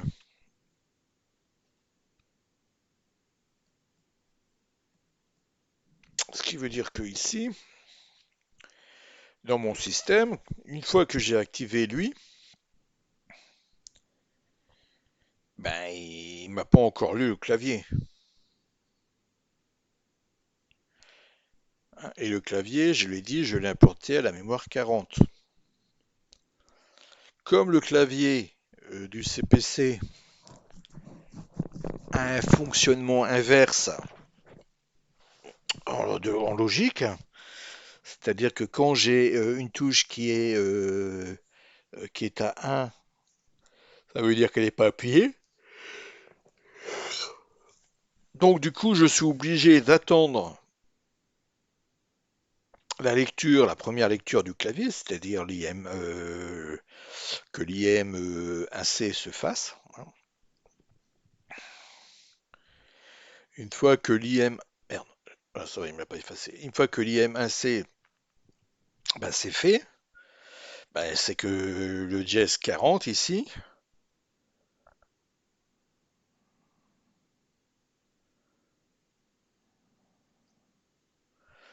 Ah ouais, là, il y a une subtilité aussi que j'aurais peut-être dû expliquer. En fait, je peux utiliser soit un comparateur, puisque du coup, c'est des octets. Alors, la matrice du clavier, enfin, c'est pas compliqué. La matrice du clavier, c'est une ligne de 8 bits, donc ça fait ça fait un octet AFF. D'accord?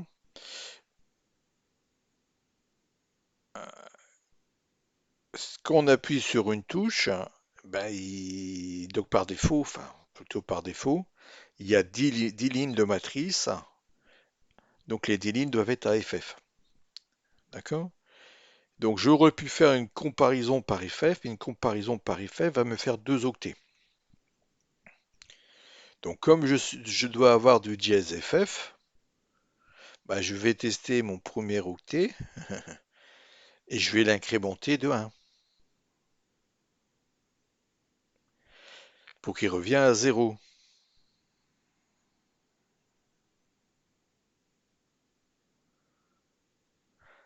D'accord? Et tant que lui, bah, il n'a pas été, tant que la mémoire à l'adresse 40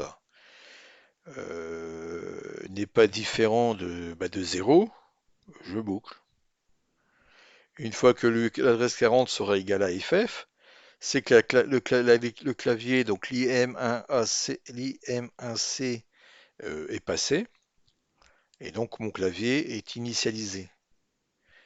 Ici, du coup, je m'embête plus,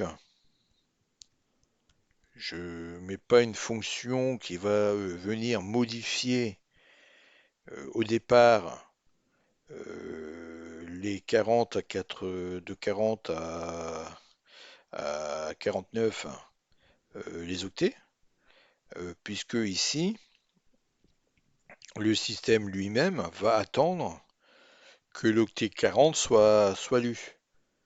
C'est-à-dire que l'IM lecture clavier, je vais le mettre ici pour qu'on comprenne bien. Donc IM1C, voilà. Il attend que l'interruption IM1C a été donc activée, hein, tout simplement, ou lancée pour pouvoir continuer. Donc une fois que lui, il a fini sa boucle ici, alors on dira, bah oui, mais comment il fait pour modifier puisqu'il tourne en boucle ici? N'oubliez pas que l'interruption ici IM1 est actif. Donc il passe tous les 50 Hz,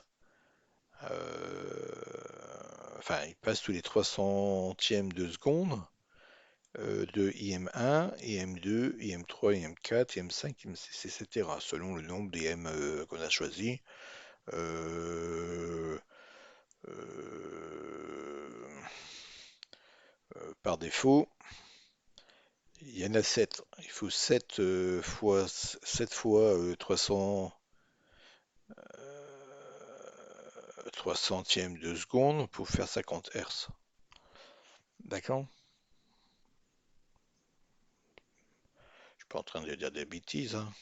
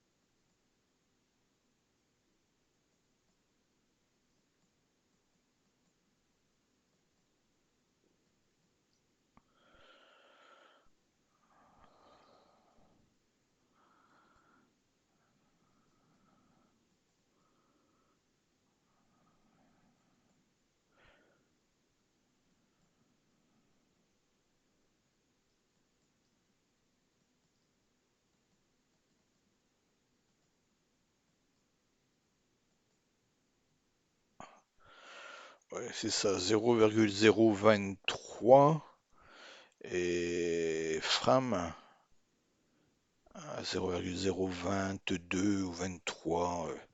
Oui, oui, c'est ça. Ouais, c'est ça. Oui, oui, c'est ça, c'est ça, c'est ça. Programmeur. Voilà, je reviens ici.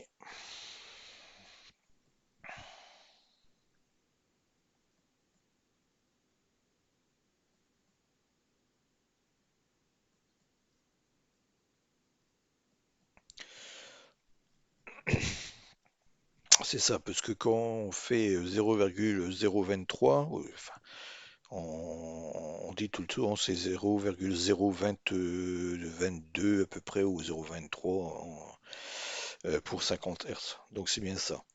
D'accord. Alors donc là ici au niveau du système, bah, le système on l'a passé en revue tout simplement. Donc il n'y a pas de souci. On a vu le CRTC, on a vu la table de CRTC.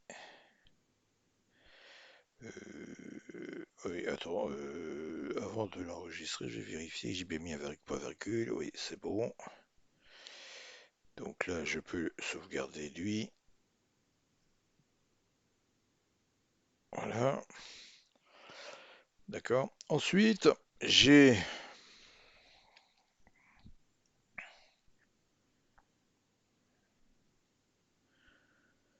On retourne à notre mi ici.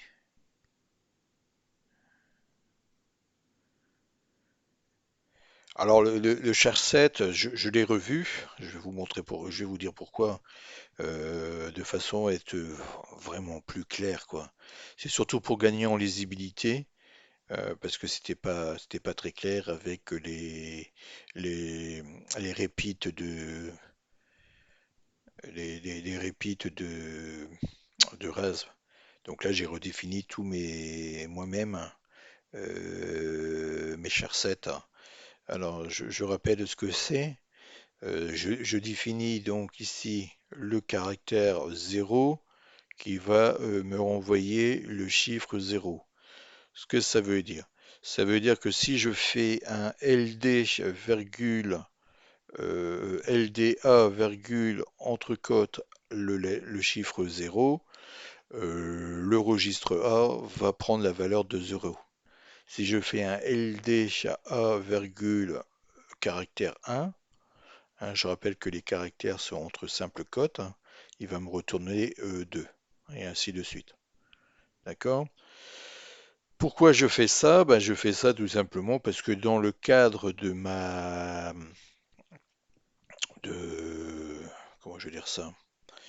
De mon de mes données, je dirais, de chiffres là, puisque nous on a notre propre fonte.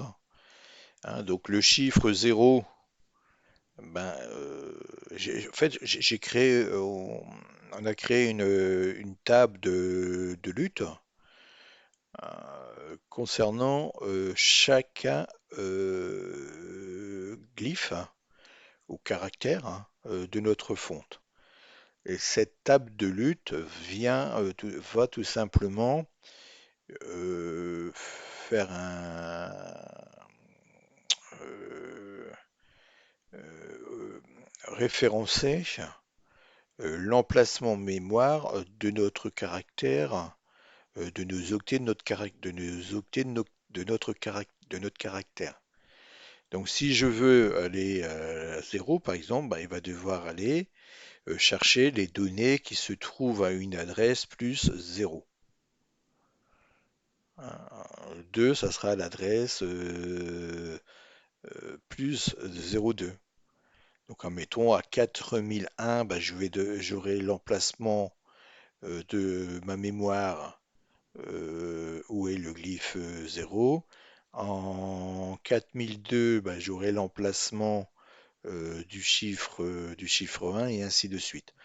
Bon, là, je l'ai fait comme ça parce que c'est beaucoup, beaucoup plus lisible que de faire des répètes, etc. Donc, je l'ai fait manuellement, tout simplement. D'accord? C'est plus simple. La logique est la même, à part qu'on n'utilise pas les répètes de RASM, on le fait manuellement. Le Gamini, bon bah ça c'est pour l'instant on le voit pas, on le verra la prochaine fois, d'accord? Et ensuite on a notre update. Alors notre update c'est pas très compliqué, hein, on va mettre à jour notre horloge. Donc là il vous suffit de référencer à la vidéo précédente, hein, tout simplement, hein, aux vidéos précédentes. On vient tester notre bit qui est X, hein, donc à l'emplacement mémoire dans notre matrice, à l'emplacement 40 à 49, eh bien, il y a un bit qui a été changé à 0, hein, et on vient le tester. Bon, ça, tout ça, ça a été vu dans les vidéos précédentes, donc je ne vais pas y revenir, hein. Donc si le bit X qui est X est appuyé, ben, il est à 0. Donc si la touche X est à 0, on saute en haut de gamme, hein. Si on appuyait sur la flèche droite, bon, on va sauter à notre boxmove.wide qu'on a vu juste avant pour pouvoir déplacer la box à droite, à gauche, en haut, en bas et à droite. D'accord? On a donc on affiche notre horloge, on affiche notre Hello World, on affiche notre Bakeba, hein, tout simplement, hein, notre matrice. On affiche la position XY de notre box et on affiche la position VRAM. Et important ici, hein, pour pouvoir faire le déplacement droite-gauche et ne pas de laisser de traîner, on va d'abord effacer ben, l'emplacement de l'ancienne box. Pour cela, on va lui mettre ben, une valeur à 0, qui est notre couleur de fond, hein. Donc on repasse à des octets à 0 sur notre box. Donc ça l'efface, hein. Et puis à l'emplacement de la nouvelle adresse box VRAM, on vient donc lui afficher notre même rectangle, mais avec ce coup-ci les couleurs euh, bah, qu'on a choisi, hein. Donc nous on avait choisi, c'était euh, bleu et blanc, je crois. Ouais. Ouais, ça devait être ça, ça devait être bleu et blanc. D'accord? Ici, on vient ralentir notre programme à 10 frames par seconde, hein. Donc là, ici, on verra par la suite comment plutôt mettre une macro pour ajuster en disant 10 ou 15 ou 20, bon, on verra, hein. D'accord? Et puis on est arrivé à la fin de notre book, hein. On relance tout simplement au Gameloop. Le reste derrière, vous l'avez déjà vu, hein. Voilà. Et on relance ici à notre Gameloop.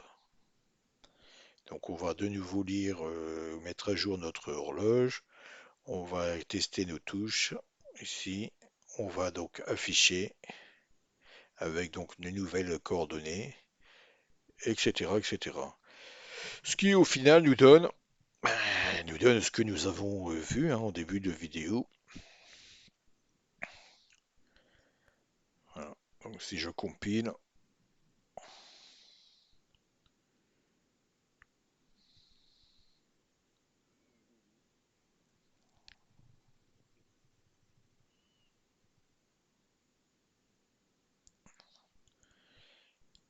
et que je lance la disquette,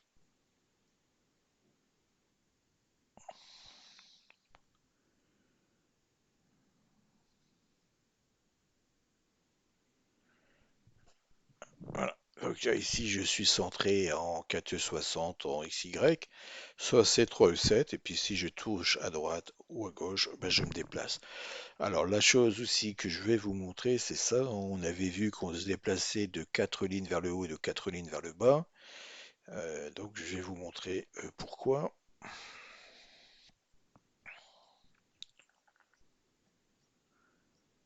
Voilà, vous voyez là, notre box qui est là, d'accord?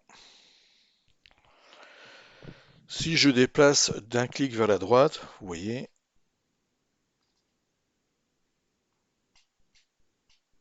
voilà. Ouais, j'étais trop loin, je vais revenir.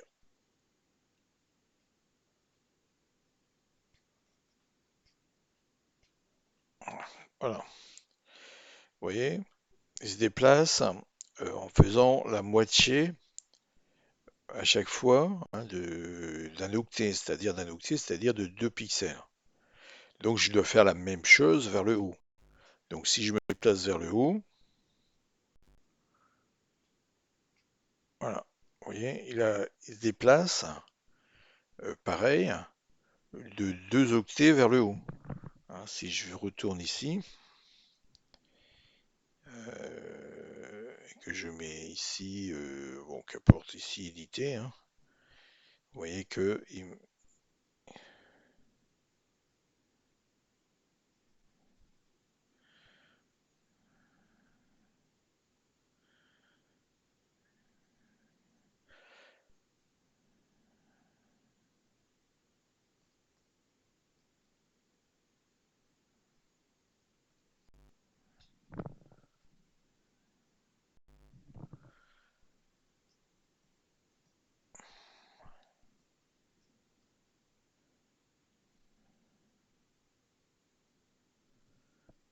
ah, attends, j'ai un doute.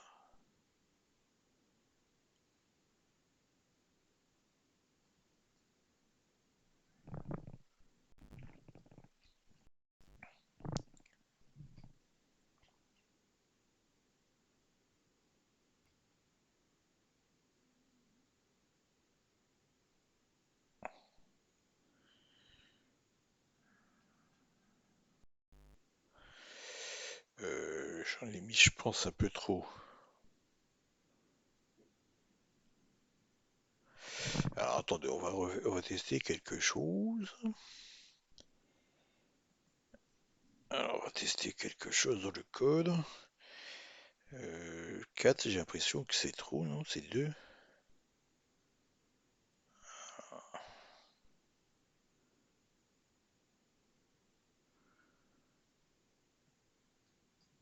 Alors ici, on va mettre 2 lignes. Ici, 2 lignes. Puisque 2 lignes, ça fait 2 pixels, donc ça fait... Ouais, je pense que ça serait plus logique comme ça, mais on va vérifier, hein.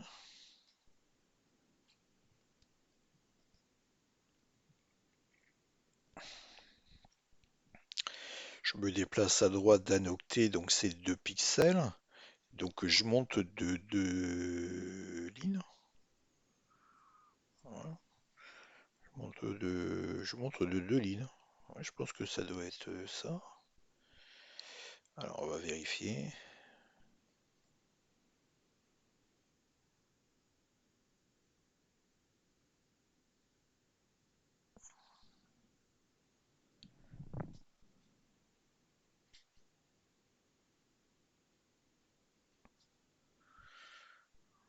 Ah, il est plus lent. Ouais.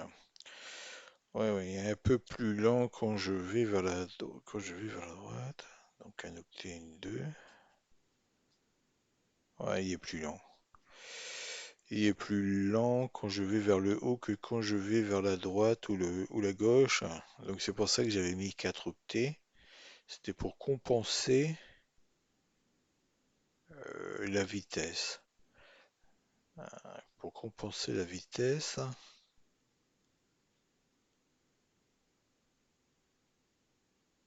Ouais.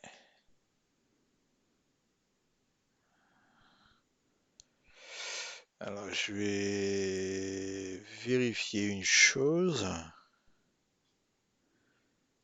Parce que du coup, moi je veux que ça soit fluide, hein. C'est-à-dire que...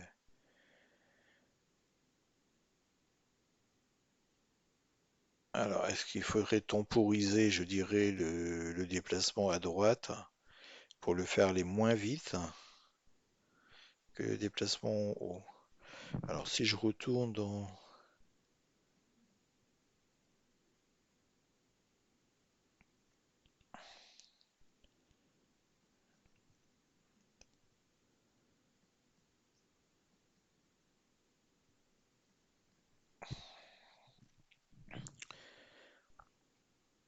Donc là, quand je monte,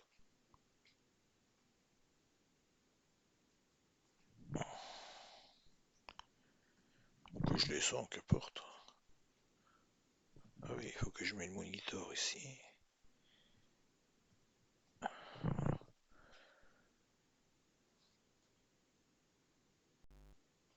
Que je remonte. Voilà, donc là, ici,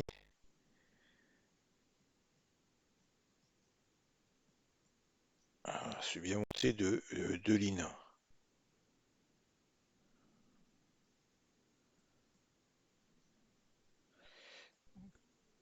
De 2 pixels, hein, si vous préférez. Si je vais vers la droite,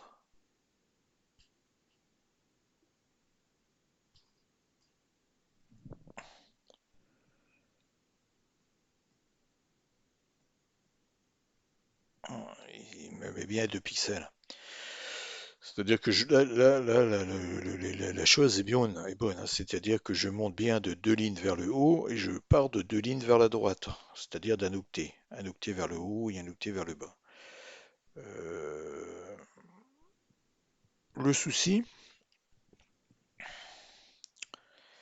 c'est que quand je vais vers la droite, il se déplace plus vite à droite que vers le haut.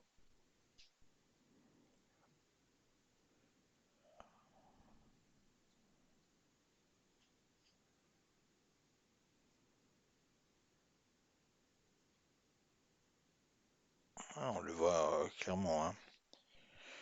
Donc il va falloir régler ce problème-là.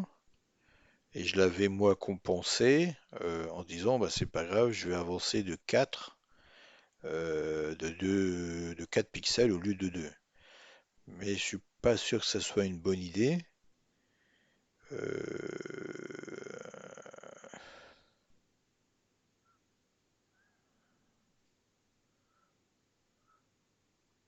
je suis pas certain que ce soit réellement une bonne idée de façon est-ce que ça va être fluide au niveau du déplacement? Bon, pas grave.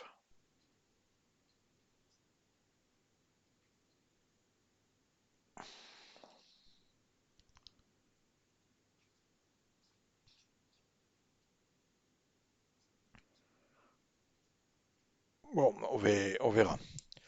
On verra ça. Bon, pour l'instant, je vais le laisser à 4, mais il faudra que je réfléchisse à- à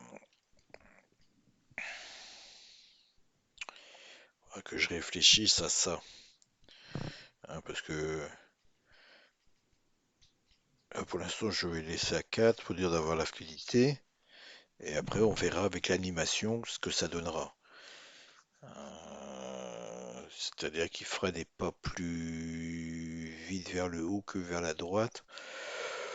Bon, on compensera, on verra. On verra ce que ça va donner pour l'instant. Voilà, donc j'ai fait le tour, hein, de ça, de ce qu'on devait voir, hein, sur cette vidéo.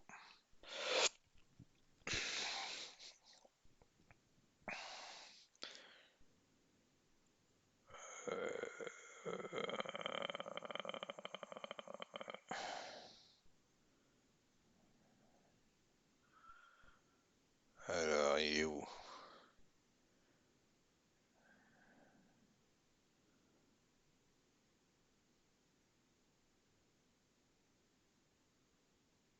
Voilà. Donc on a vu le déplacement vertical de la box, on a vu un peu le CRTC, ses registres. Prochaine fois qu'on va arriver ici, on va voir le compacteur. On va voir un compresseur. On va compresser les datas. Alors pourquoi compresser les datas? Bah, c'est pour toujours gagner de la place, hein. Imaginez-vous que si vous devez dessiner à level et vous avez des tuiles, des tuiles de 8,8 fois, enfin de 8 kilos. Hein, je dis n'importe quoi, hein. Bah, si vous avez compressé ces 8 kilos en 2 kilos, bah, ça vous fait 4 tiles en plus. hein. Donc ensuite, quand vous voulez faire dessiner votre level, bah, vous avez plus de graphisme, hein, puisque vous n'avez pas à réutiliser tous les tiles, hein, mais vous allez utiliser certains tiles qui sera donc implantés en mémoire. Par exemple, vous direz le level 1, ben, il va utiliser les tiles 1, 2, 3 et 4 ben, sur 200, sur 200 tiles.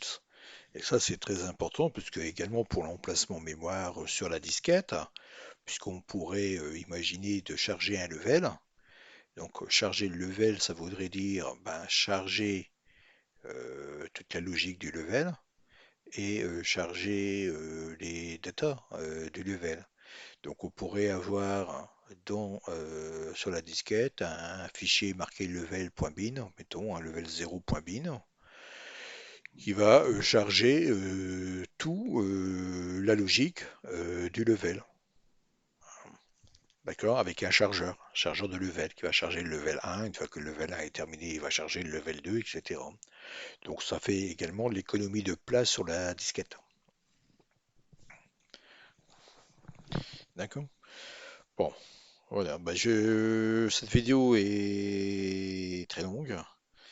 J'espère que vous allez l'apprécier et laissez un pouce, abonnez-vous hein, pour ne pas louper des vidéos, hein, car je ne fais pas des vidéos tous les semaines, comme vous avez pu le remarquer, du fait de temps, hein, tout simplement, hein. Je ne fais pas que ça dans la vie. Voilà, donc je vous dis donc à la vidéo, pour la vidéo prochaine. La vidéo prochaine, ben, on va construire de A à Z, hein, tout simplement un compacteur hein, de données, hein, de data. Et on va voir comment l'utiliser. D'accord?